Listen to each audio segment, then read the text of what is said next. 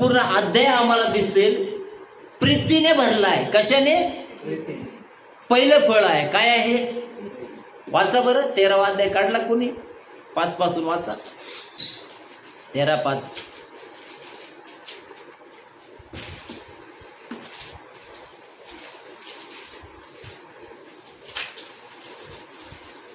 हे गैरशिस्त वागत नाही, स्वार्थ पाहत नाही. प्रीती स्वार्थ पाहत नाही. पुढं चिडत नाही.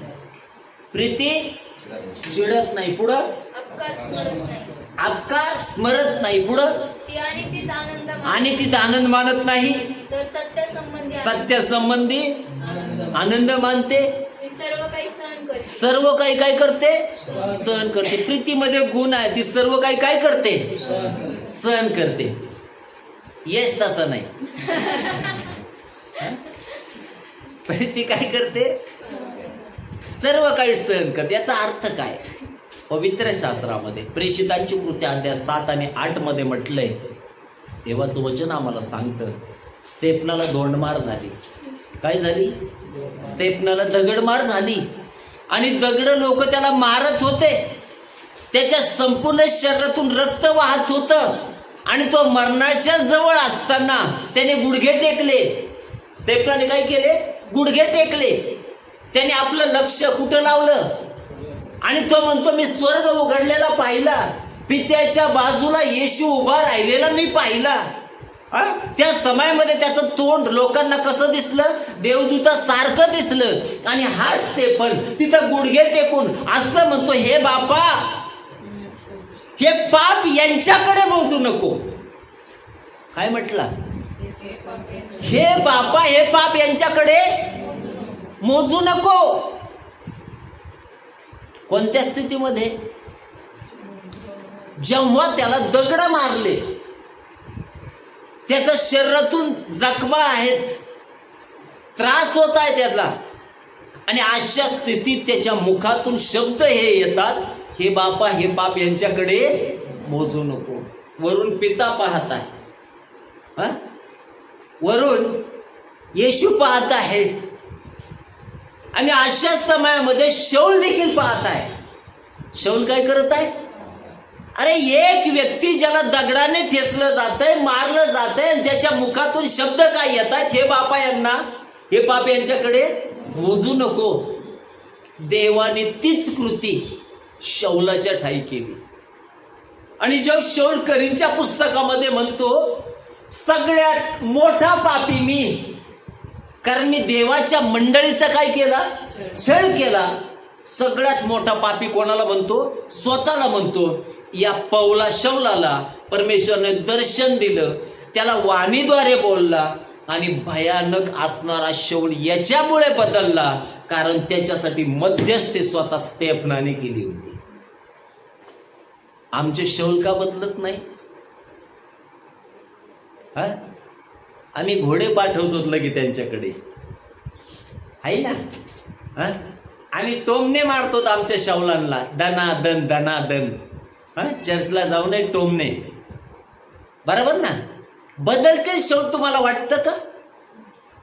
लोक बदलतील तुमची कृती पाहून? तुमच्या जीवनामध्ये, तुमच्या कृतीमध्ये, तुमच्या वागण्यामध्ये झालेला बदल त्यांना दिसायला नको का? बरोबर ना? वचन काय सांगतं? हे तर फक्त मोजके लोक वाचतात. हे काय? मोजके लोक वाचतात. परंतु हे जे पवित्र शास्त्र आहे ना, हे जे तुमचं जीवन आहे ना, लोक कशाकडे पाहतात? जर ख्रिस्तच दिसला नाही, कोणाकडे आकर्षणार आहेत ते? बरोबर ना? म्हणून आमच्या जीवनातून, आमच्या कृतीतून काय दिसायला पाहिजे? ख्रिस्त दिसायला पाहिजे. मग घरामध्ये आम्हाला लोक शिव्या देतात, बोलतात, टोमणे मारतात, वाईट वागतात, त्यावेळेस आम्ही काय करतो? त्यांच्याशी काय करतो? काय करतो? कठीण आहे ना? कठीण आहे ना? स्तेफनाच्या जागी स्वतःला ठेवा बरं. आपल्याला एखाद्याने धोंडमार करू द्या बरं.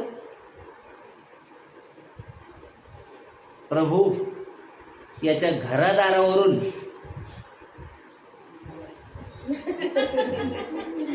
रंगाडा फिरू दे. हं? बरोबर ना. याच्यावर लगेच मरी येऊ दे, पटकीने संध्याकाळपर्यंत याला मशानभूमीत जाऊ दे. ही धार्मिकता आहे का? याला धार्मिकता म्हणायचं का? बदला आता. काय करा? बदला. जीवन बदला. केव्हा बदलल? अभिषेक खरा जीवनात असायला पाहिजे. रायरंदे अभिषेक घेऊन फिरणारे उतडा आलाय. कोणता अभिषेक? बच्चनचा? बच्चनचा का? कोणता अभिषेक? खरा अभिषेक जीवनात येतो ना, तिथं म्हटलंय प्रीती सहनशील आहे. प्रीती कशी आहे? येशू वधस्तंभावर होता, त्याच्यावर लोक थुकले, त्याचे केस ओढले, त्याच्या डोक्यामध्ये काठ्याचा मुकुट घातला, त्याची पाठ जणू काय सोलून काढली, त्याच्या हातात खिळे ठोकले, त्याच्या पायात खिळे ठोकले, त्याच्या कुशीमध्ये भाला भोकसला आणि मरणाच्या शेवटच्या समयी त्याचं संपूर्ण शरीर त्रासात आहे. अशा समयी त्याच्या मुखातून जे शब्द येतात ना, ती अभिषेकाची परिपूर्ती आहे. तो म्हणतो, हे बापा यांना, कारण हे काय करतायत यांना का? आपण हे फक्त गुड फ्रायडेला ऐकायचं का? नको का? जीवनात बदला आता. काय करा? क्षमाशीलता जीवनात ठेवा. लोक आम्हाला त्रास देतील, टोमणे मारतील, शिव्या देतील, घालून पाडून बोलतील, दुर्लक्ष करा. सहन करण्याची क्षमता कोण देतं? पवित्र आत्मा देतो. कोण देतो? पवित्र आत्मा. आणि जिथं परमेश्वराच्या आत्म्याचं जर आपण ऐकलं नाही तर आपली धार्मिकता व्यर्थ आहे ना. बरोबर ना. म्हणून पहिलं जे फळ आहे पवित्र आत्म्याचं, ते फळ काय आहे? प्रीती. काय आहे फळ? प्रीती. दुसरं प्रभू म्हणतो, वैऱ्यावर. कसं आहे? कोणावर? वैऱ्यावरही प्रीती करा. आमच्या दीदीला वाटतं तिच्या बापाला कोणी दुखवूच नाही. बरोबर ना. नेहमी फुलात झेलून ठेवावं. बरोबर ना. आता लोकांना काय घेणे, मी सेवा कार्य करतोय म्हणून. बरोबर ना. काही लोक बोलतात, काही शिव्या देतात, मग अशा वेळी तिला वाटतं असं नको. बरोबर ना. परंतु इथं वचन काय सांगतं? वैऱ्यावर काय करा? आपण करायला पाहिजे ना. आपण नको का करायला? ज्या दिवशी आपण वैऱ्यावर प्रेम करायला लागतो त्या दिवशी आपले वैरी संपले का नाही? संपले वैरी. आतून वैर कोणाशीच ठेवू नका. माझ्या या जगामध्ये माझं एकही वैरी नाही आणि कोणा एकाही व्यक्तीबद्दल माझ्या मनात द्वेष मी ठेवत नाही. समजून घ्या, खूप महत्वाची गोष्ट. दुसरी गोष्ट, प्रभू काय म्हणतो? वैऱ्यावर काय करा? आपल्या कुटुंबात जास्त करून भांडणं असतात. कुठं असतात? मग हे दोन वचनं लागूकरण करू शकता का तुम्ही? करायला नको का? करायला नको का? आमच्या उन्नतीसाठी आम्ही देवावर विसंबून राहिलो. मी कधी कोणाचा गैरफायदा घेतला नाही. माझ्या जीवनात मी देवावर विसंबून राहायला शिकलो. प्रतिकूल परिस्थितीमध्ये राहणं देखील मला येतं, सधन परिस्थितीमध्ये राहणं देखील मला येतं, नाही का? आमच्या जीवनात हे असायला पाहिजे. म्हणून अभिषेक मिळवण्यासाठी ज्यावेळेस फळं जीवनात येतात, लक्ष द्या, मनुष्य आतूनही बदलला जातो आणि मनुष्य वरूनही बदलला जातो. त्याला अभिषेक म्हटलंय बरं का. त्याला काय म्हटलंय? अभिषेक. दुसरं फळ काय आहे? आनंद. दुसरं फळ काय आहे? आनंद.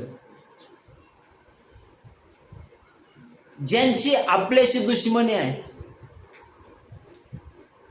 त्यांचे जीवन ज्यावेळेस भयान होते त्यावेळेस आपल्याला आनंद वाटत होता. परंतु अचानक त्यांनी 2-3 मजली घर बांधलं, कोणाला टोपी घातली का काय केलं हे आम्हाला माहिती नाही, लगेच आमच्या मनात त्यांच्याबद्दल काय निर्माण होईल? काय निर्माण होईल? आनंद वाटेल का त्यांच्याबद्दल? वाटेल का? नाही ना वाटणार. का? आपल्या दुश्मनांनी प्रगती केली, JCB आणला व्यवसायासाठी, काय होणार? आपली झोप उडायला बसली. कसा आणला? यांनी चोऱ्या मारे, अरे त्यांनी काही करू दे, त्याचं फळ कोणाला मिळेल? त्याला. दुसरी गोष्ट, मग आनंद दुसऱ्याच्या चांगलं होत असताना देखील आमच्या डोळ्यांना त्रास होत नाही ना, त्यावेळेस आमच्यामध्ये काय राहतं? पवित्र आत्म्याचं दुसरं फळ. प्रेषित पौल काय म्हणतो? प्रभूमध्ये नेहमी आनंद करा. पुन्हा म्हणेल आनंद करा. कधी सांगतो? जेलमध्ये असताना, छळामध्ये असताना, त्रासामध्ये असताना, शुभवर्तनासाठी छळ सहन करत असताना काय म्हणतो? प्रभूमध्ये नेहमी. आमच्याही जीवनामध्ये आम्ही काय करायला पाहिजे? आनंद करणं गरजेचं आहे. केव्हा होईल हे? ज्यावेळेस अभिषेक जीवनात असेल. तिसरी गोष्ट काय? तिसरी गोष्ट काय फळातली? शांती. तिसरी गोष्ट काय आहे? शांती. आज अनेक जण प्रभूमध्ये आहेत, परंतु शांती आहे का जीवनामध्ये? खरं सांगा प्रामाणिकपणे. नाही ना. का बरं? प्रभूने शिष्यांना गेल्यानंतर सांगितलं, ज्या घरात तुम्ही जाल त्या घराला काय म्हणा? तुम्हास शांती असो. पाळकाचे पावलं घरात येऊन बाहेर पडतात. तो रस्त्याला जातो, त्याच्या आत नवरा बायकोची शांती दुभंगते. हा तिला मारतो, ती पण याला काही सोडित नाही. कुठे गेली शांती? काय पाळका बरोबर माग गेली का काय? काय देवाचं वचन काय सांगतं? जर शांती प्रिय लोक तिथं असतील तर ती तिथं राहील, नाही तर बरोबर ना? बरोबर ना? शांती काय झाली? संपला विषय. मग तिथं काय राहिली? अशांती. म्हणून नेहमी ध्यानात घ्या, हे वरदान, हे फळ जीवनात नको का? जर हे वरदान जीवनात असेल तर मंडळी शांती राहील का नाही? हे वरदान जर कुटुंबात असेल, कुटुंबात शांती राहील का नाही? आणि जर वरदानच नाही तर कुटुंबातही शांती नाही, आणि मंडळीतही शांती नाही, आणि जीवनातही शांती नाही. परंतु अशांती न सांगता येते. अशांती काय होते? तिला आमंत्रण द्यावं लागत नाही. प्रभू म्हटला, मी माझी शांती. देवाच्या वचनामध्ये म्हटलंय, शांती जीवनामध्ये राहू द्या प्रियांनो, जी आम्हाला सुखात दुःखात स्थिर ठेवते. तो वधस्तंभावर होता, विचलित होता का? होता का प्रभू विचलित? तो धोंडमार सहन करत होता, पण विचलित होता का? शांती होती प्रभूची त्याच्या जीवनामध्ये. बरोबर ना? प्रभू कृपा पुरवत होता त्याला. म्हणून आमच्या जीवनामध्ये तिसरं फळ असायला पाहिजे. ते काय आहे? शांती. केव्हा येते? कित्येक पाळक आपलं म्हणतो, तुम्हाला शांती असो. जाणवाना ना म्हटलंय, तुम्हाला 100% म्हटलंय, आम्ही ऐकले, आमच्या कानाने ऐकले, परंतु शरीरात, जीवनात, कुटुंबात सण फीलच व्हायला ना ती. बरोबर ना? मग वचन काय सांगतं? ज्याचं मन ख्रिस्ताच्या ठाई स्थिर झालंय. कसं झालंय? कधी स्थिर होणार तुम्ही? दलदलीच्या चिखलातून त्याने काढून माझी पावलं खडकावर स्थिर केली आहे. परंतु याला परत ऊत आला, आणि याने परत काय केलं? त्या खडकावून उडी मारली चिखलात. बरोबर ना? आता परत प्रभूने काय करायचं? परत त्याला ओढून आणायचं. त्यांनी माझी पावले दलदलीच्या चिखलातून काढून, अरे त्या खडकावरच असा चिखल पांगलाय आता. हा आला का लहान लेकरासारखी घसरगुंडी केली का डायरेक्ट परत चिखलात. प्रभू आणतोय त्याला वर स्थिर करतोय. याचे पावलं परत पापाने भरलेलेच आहेत, परत गटारातच त्या. कवर देव काढणार हो? कृपा वाढोय म्हणून पाप करीत राहायचं का? ठीक आहे, काही वेळेस माणसाच्या हातून चुकून एखादं घडते गोष्ट, परंतु दररोज दररोज करायची का? नित्य नियमाने करायची का? बदल नको का जीवनामध्ये? म्हणून या वचनानुसार ज्याचं मन ख्रिस्ताच्या ठाई काय झालंय? स्थिर झालं. स्थिर व्हा ख्रिस्ताच्या ठाई. कधी होतात? ज्यास परिपूर्ण विश्वास असेल तो आहे, नाही का? आणि त्यावेळेस आपलं जीवन कशामध्ये स्थिर होईल? ख्रिस्तामध्ये. आणि ज्यावेळेस तुम्ही स्थिर झाले असाल ना, ती शांती तुम्हाला कधीही सोडून जाणार नाही. समजलं का? चौथी गोष्ट काय आहे? चौथी गोष्ट काय आहे? जेवले नाही का तुम्ही? जेवले नाही का? वडे बिडे काही सांगू का? काय चौथी गोष्ट काय? सहनशीलता. अगोदरच मी उदाहरण सांगितलं, एवढंच सहन केलं ना. लक्ष द्या इकडं. पवित्र शास्त्रामध्ये योसेपाचं उदाहरण आहे. आणि तो अशा कुटुंबामध्ये होता, तिथं जवळजवळ जंजाळच होतं लेकरांचं. किती होते? 12-13 जण होते. आणि अशा कुटुंबामध्ये तो जन्माला आला. विचार करा, तुम्ही स्वतःची कल्पना करा, अशा कुटुंबात तुम्ही जन्माला आले जिथं भाऊच आहे 10-15. आता इकडे 2-4 ने एवढा कार्यक्रम लावलाय, तर एवढ्यांमध्ये राहायचं म्हटल्यावर कसं आहे? कठीण आहे ना, बरोबर ना. आणि या भावाने नेऊन त्यांना खड्ड्यामध्ये टाकलं. काही भाऊ म्हणतात मारून टाका याला. काय म्हणतात काही भाऊ? काय म्हणतात? मारून टाका. बापाचा लाडका होता ना तो, स्वप्न पाहणारा होता ना तो, प्रार्थना करणारा होता ना तो, म्हणून याला काय करून टाका? मारून टाका. काय हृदय म्हणत असून त्याचं? वास्तविक चांगले संबंध देवाशी कोणाचे होते? यौसेपाचे होते ना. स्वप्न आणि दृष्टांत प्रभूने दानियेला दाखवले, यौसेपाला दाखवले. ते त्याचं प्रकाशनही देत होते. म्हणजे अभिषेक त्यांच्या जीवनात नव्हता का? होता ना. आणि अभिषेक जेव्हा येतो तेव्हा सहनशीलता येते. तेव्हा काय येते? सहनशीलता. तो खड्ड्यात होता, त्याने कुरकुर नाही केली. त्याने भावाविरुद्ध तक्रार नाही केली देवाकडे. केली का? त्याला गुलाम म्हणून विकलं, त्याला सेवा करावं लागली. त्याला परत आईबापाचं तोंड, भावाचं तोंडही दृष्टीस पडणार नव्हतं. त्याला आपलं फक्त गुलामीत जीवन जगावं लागणार होतं. फक्त देव त्याच्याबरोबर असल्या कारणाने त्याला पोटीफरच्या घरी जावं लागलं. तिथूनही जेलमध्ये गेला. कुरकुर नाही, काही नाही, परंतु वचन सांगतं देव त्याच्याबरोबर होता. त्याही गोष्टी त्याने सहन केल्या. कुठं कुरकुर दिसते का?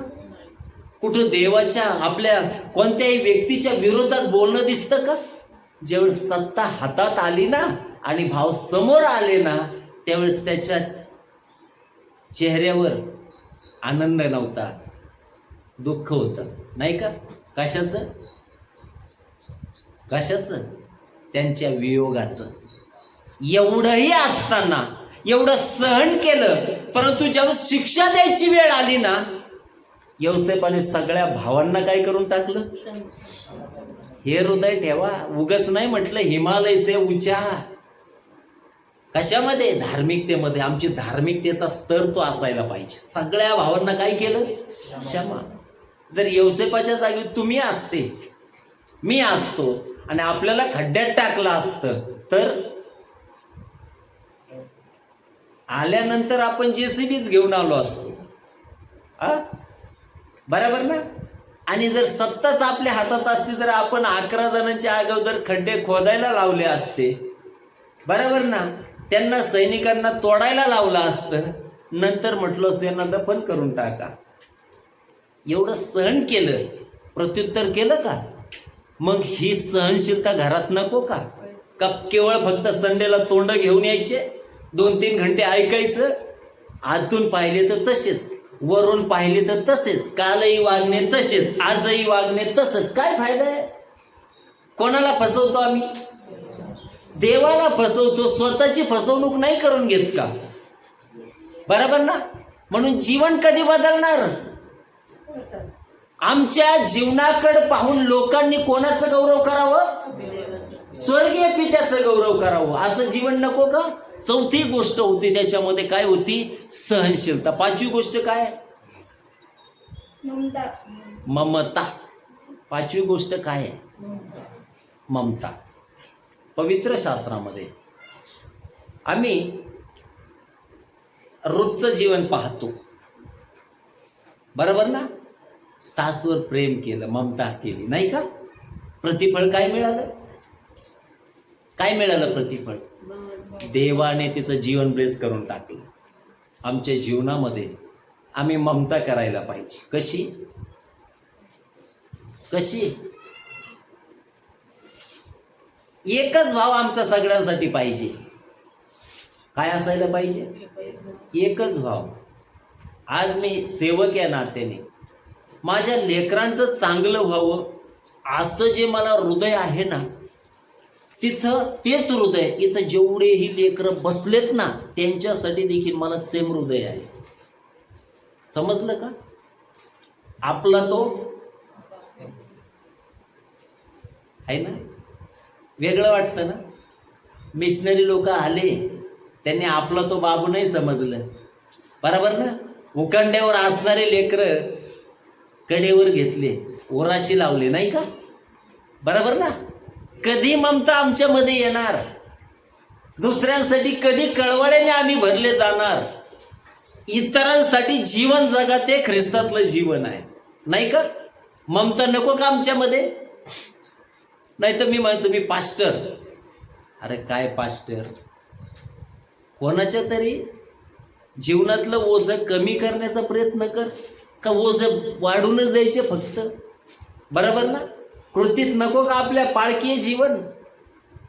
दुसऱ्यासाठी नको का आपलं अंतःकरण ममतेने भरायला? ममता हा शब्द शक्यतो आईशी निगडित आहे. कोणाशी निगडित आहे? आणि आई लेकरावर जी ममता करते ना ते सर्वात मोठी आहे, बरोबर ना. मग आमच्याही जीवनामध्ये ज्यावेळेस अभिषेक येतो ना, हे गुण हे फळं आमच्या जीवनात येतात आणि त्या कृती आमच्याकडून घडल्या जातात. समजलं का? पाचवी गोष्ट काय आहे? ममता. पुढं चांगुलपणा. याला हाड त्याला थेर. याला चांगुलपणा म्हटलं का? कोणाशी पण चांगलेपणाने वागा. पवित्र शास्त्रामध्ये ममतेबद्दल आणि चांगुलपणाबद्दल दोन गोष्टी सांगतो. चांगल्या शंभरोनीबद्दल देवाच्या वचनामध्ये सांगितलंय. आता वास्तविक ज्याला चोप दिलता त्याची मदत करायची काही गरज होती का? त्याला होती का? परंतु ऑलरेडी त्याच्या ठाईत चांगुलपणा होता ना. काय केलं त्याने? प्रीती केली, ममता केली, कळवळा दाखवला, चांगुलपणा दाखवला. त्याला काय केलं? उचललं, त्याच्या जखमा धुतल्या, त्याला आपल्या गाढवावर बसवलं, स्वतः पायी चालला, त्याला उतार शाळेत नेलं, त्याला वरून म्हणतो त्याचा इलाज कर, मी पुन्हा आलो म्हणजे याचा काय करीन? वेगळं जीवन आहे प्रिया. आमच्या जीवनात काय असायला पाहिजे? चांगुलपणा. नेहमी आपले नातेवाईक असतील, लक्ष द्या इकडं, आपले नातेवाईक असतील, आपले शेजार पाजारचे असतील, आपले इतर लोक असतील, सगळ्यांशी कसं संबंध ठेवा? चांगुलपणा जीवनात ठेवा. काही वेळेला आपण करून रस्त्यावर ठेवायचं. कुठं ठेवायचं?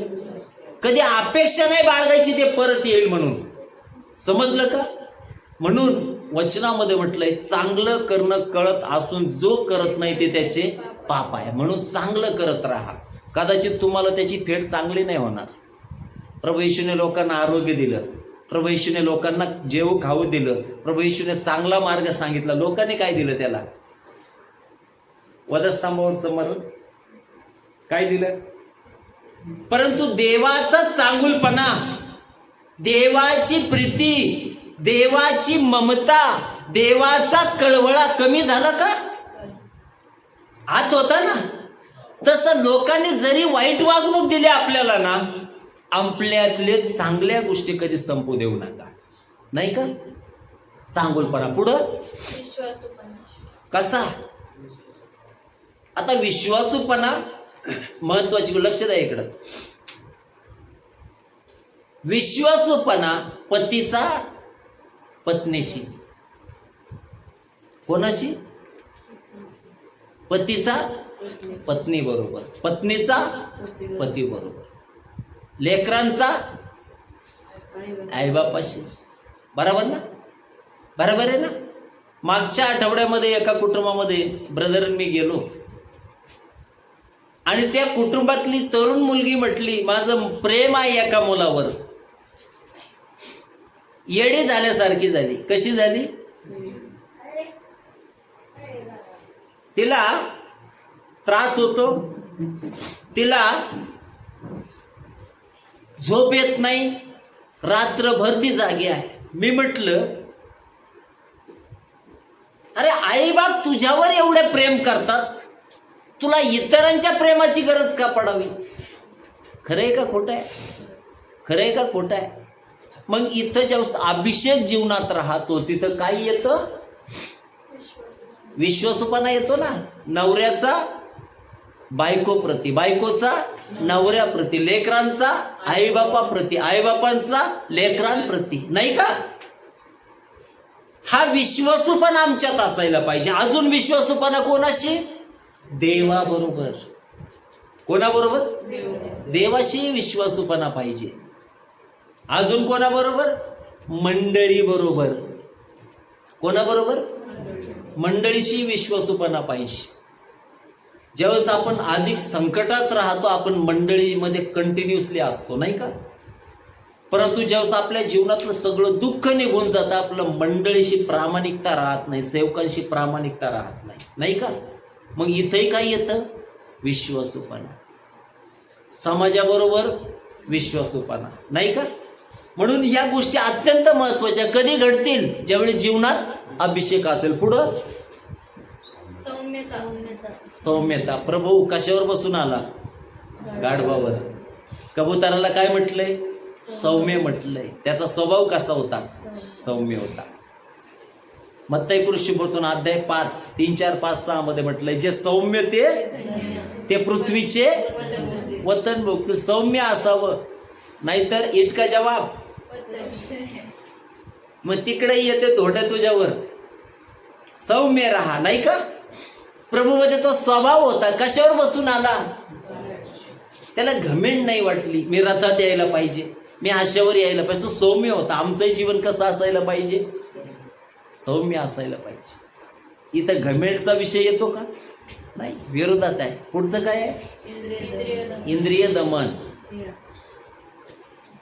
शेवटचं महत्वाचं आहे. यौसेपाच्या जीवनामध्ये त्याने पापाला आपलं अंग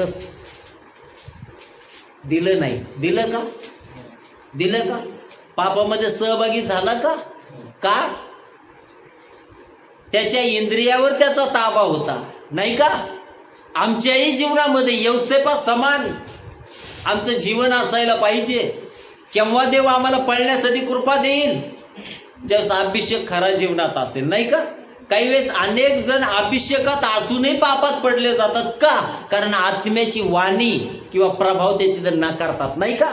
देवाच्या आत्म्याला आपल्या जीवनात काम करू देतात का? नाही. म्हणून त्यांच्या जीवनामध्ये काय होतं? विनाश ठरतो. म्हणून हे फळ आमच्या जीवनात असायला पाहिजे, नाही का? म्हणून स्तोत्र 1 मध्ये जेव्हा आम्ही पुढे येतो असं म्हटलंय ते आपल्या हंगामी फळ देतं. त्याची पाने कधी पण कसा? आनंदीच, नाही का? नाही तर 12 वाजले पाळक साहेब बंद करा, 12:30 वाजलेत वाजू द्या, घड्याळाचं काम आहे ते चाललं, नाही का? हे जीवन आवश्यक आहे काही गोष्टी. म्हणून इथं म्हटलंय त्याची पाने कधी कोमजत नाही, कधीही आनंदी. बरोबर ना? दुःखातही असलं तर ते मनुष्य आपले अश्रू नाही दाखवणं, त्याच्या जीवनातून आपला आनंद दिसेल आणि विश्वास दिसेल प्रभू याच्यातून काढू शकतो, नाही का? म्हणून त्याची पाने कधी कोमजत नाही.